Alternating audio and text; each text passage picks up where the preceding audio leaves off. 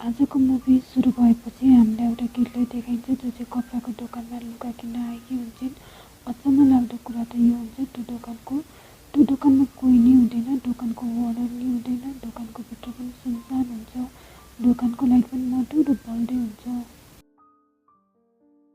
त्यो केटीलाई एउटा ड्रेस मनपर्छ। जब ऊ त्यो ड्रेसलाई ट्राई गर्नको लागि चेन्जिङ रुम हेर्छिन्, चेन्जिङ रुम दोकानको माथि अपस्टेयरमा हुन्छ। जुन ढोकादेखि माथि जान्छन् ढोकामा वार्निङ लेखिएको हुन्छ, यो एरिया बन्द छ भनेर।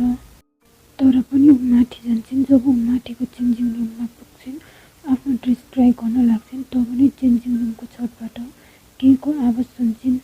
ऊ माथि हेर्छिन्, त्यहाँ छतको बिचमा केही चिज देख्छिन् जसको आवाज भर्खर उसले सुनेकी थिइन्। तर सबै कुरा इग्नोर गरेर मिररमा ड्रेस हेर्न थाल्छिन्।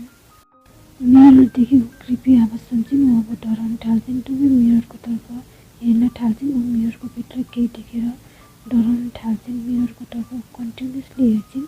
मिररबाट पनि कन्टिन्युसली कृपी आवाज आइरहेको हुन्छ। तब पनि मिररभित्र जोम्बी जस्तै मान्छे देख्छिन्। ऊ डरमा आँटेर ढोकाको तर्फ भाग्छिन्। खोल्न खोज्छिन् ढोका, तर ढोका खोलिँदैन। हेल्प हेल्प भन्दै चिच्याउन थाल्छिन्। ऊ डरमा रुन थाल्छिन्। ऊ लगातार ढोका खोल्न कोसिस गरिराख्छिन्, तर ढोका नै खोलिँदैन। ऊ अब मिररको साइडमा गएर बस्छिन्। ऊ एकदमै डरमा आँटिरहेको हुन्छन्। जोम्बीको कृपी आवाज पनि कन्टिन्युसली आइरहेको हुन्छ। उसको आवाज यस्तो लाग्दै थियो ऊ उसको छेउतर्फ आउँदैछ, तर अचानक अब उसको आवाज आउनु बन्द हुन्छ। ऊ आफ्नो मोबाइलको क्यामेराबाट भिडियो बनाउन थाल्छिन्। मिररतर्फ हेर्छिन्, त्यति बेला नै ऊ आफ्नो साइडमा कृपी हात देख्छिन्। त्यसपछि त्यो केटी चिच्याइरहेको आवाज सुनिन थाल्छ अनि मिररलाई देखाइन्छ, जसमा त्यो केटीलाई कसैले झुन्डाइरहेको देखाइन्छ।